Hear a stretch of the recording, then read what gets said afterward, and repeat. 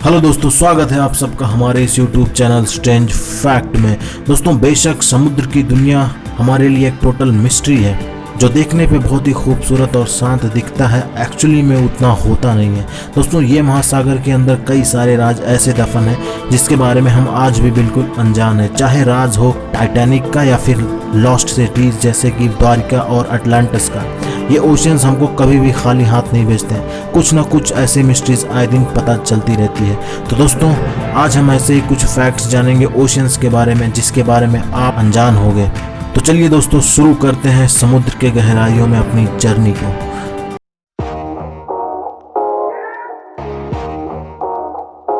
दोस्तों, USA science and engineering festival के according ये कहा जाता है कि अर्थ पे 94% लाइफ एक्वाटिक है, यानी कि इसका मतलब है कि 94% जीव जंतु पानी में रहते हैं एज कम्पेयर टू अर्थ।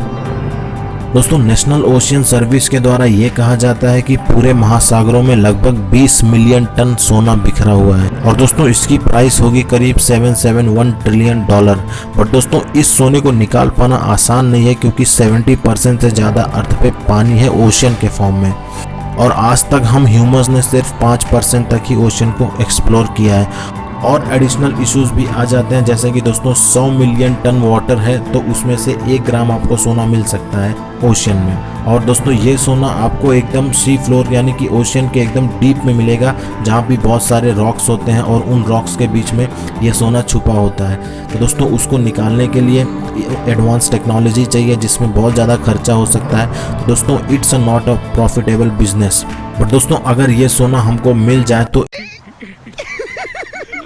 पैसा होगा। इस प्लैनेट पे 9 पाउंड्स तक सोना हर इंसान को मिल सकता है, इतना सोना है। दोस्तों, हम ह्यूमंस वेकेशन एंजॉय करने के लिए कभी गोवा जाते हैं तो कभी फॉरेन, पर दोस्तों इस लाइन में हम अकेले नहीं हैं जो वेकेशन एंजॉय करते हैं। दोस्तों, 2002 में कुछ साइंटिस्ट की टीम ने पैसिफिक ओशियन में से एक ऐसी जगह डिस्कवर की जहां कुछ शार्क्स हैंग आउट करती हैं विंटर सीजन में, और ये जगह कैलिफोर्निया और हवाई के पैसिफिक ओशियन के बीच में है। और जब गर्मी का सीजन आता है तब ये शार्क फिर से बाहर आ जाती हैं अपने शिकार पे। दोस्तों, इस जगह को साइंटिस्ट ने नाम दिया है व्हाइट शार्क कैफे।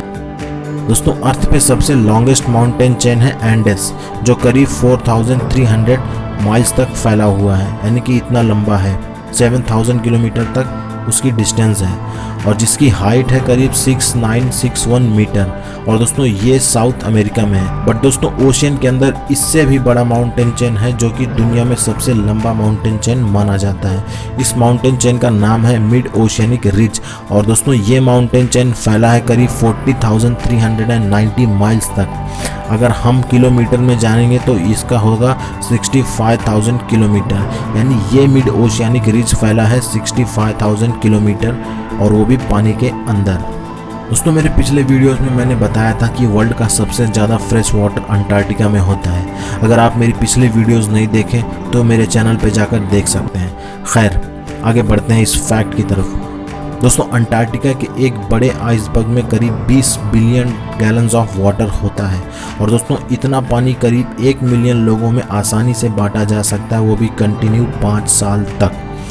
इससे पता कर सकते हो कि कितना बड़ा होता है अंटार्कटिका में आइसबर्ग। और दोस्तों, इतना ही नहीं, यूएई यानी कि यूनाइटेड स्टेट ऑफ एमिरेट्स यानी अरब देश, अगले 25 साल में पानी की कमी हो सकती है वहाँ पे, क्योंकि वहाँ बारिश कम होती है। तो दोस्तों, यूएई की कुछ कंपनीज ने डिसाइड किया है कि इन्हीं अंटार्कटिका के आइसबर्ग से पानी निकाला जाए। This project might be begin soon. दोस्तों, अगर आप ओशियन के डीपेस्ट पॉइंट में जाते हो तो वहाँ पे पानी का इतना प्रेशर हो जाता है कि जिसकी वजह से आप चींटी की तरह मसले जाओगे। दोस्तों, मैं धरती के डीपेस्ट पॉइंट मरियाना ट्रेंच की बात कर रहा हूँ जो कि पैसिफिक ओशियन में है, जिसकी डेप्थ है 35,802 फीट। दोस्तों, यहाँ पर पानी का प्रेशर है 8 टन पर स्क्वायर इंच। ये फोर्स कितना है आप इस बात से पता लगा सकते हो कि you will feel like you are holding up 50 jumbo jets on your body if you are in this deepest position।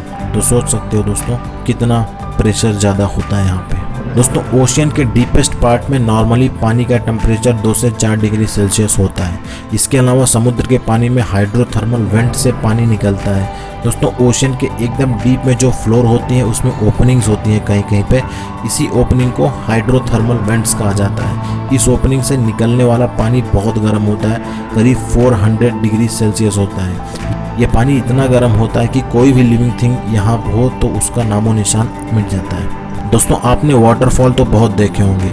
मैं जिस कॉलेज में जाता था नेरल में, वहाँ पर ये वाटरफॉल फेमस था। और दोस्तों इस धरती पे सबसे टॉलेस्ट वाटरफॉल है वेनेजुएला में, जो कि साउथ अमेरिका की एक कंट्री है। इस वाटरफॉल का नाम है एंजल फॉल्स, जो कि 3200 की ऊंचाई से नीचे गिरता है। बट दोस्तों समुद्र के अंदर इससे कई गुना ज़्यादा बड़ा वाटरफॉल है जिसका नाम है डेनमार्क स्ट्रेट कैटरैक्ट।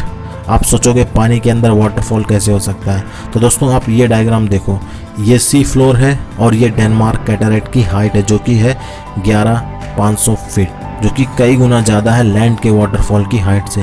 दोस्तों ये अंडर वाटर वाटरफॉल ग्रीनलैंड और आइसलैंड के मिलने से बनता है। जैसे कि आप देख सकते हो कि ये कोल्ड वाटर फ्लो होता है डेनमार्क स्ट्रेट कैटरैक्ट के ऊपर से साउथ की तरफ, और ये वार्म वाटर फ्लो होता है नॉर्थ की तरफ।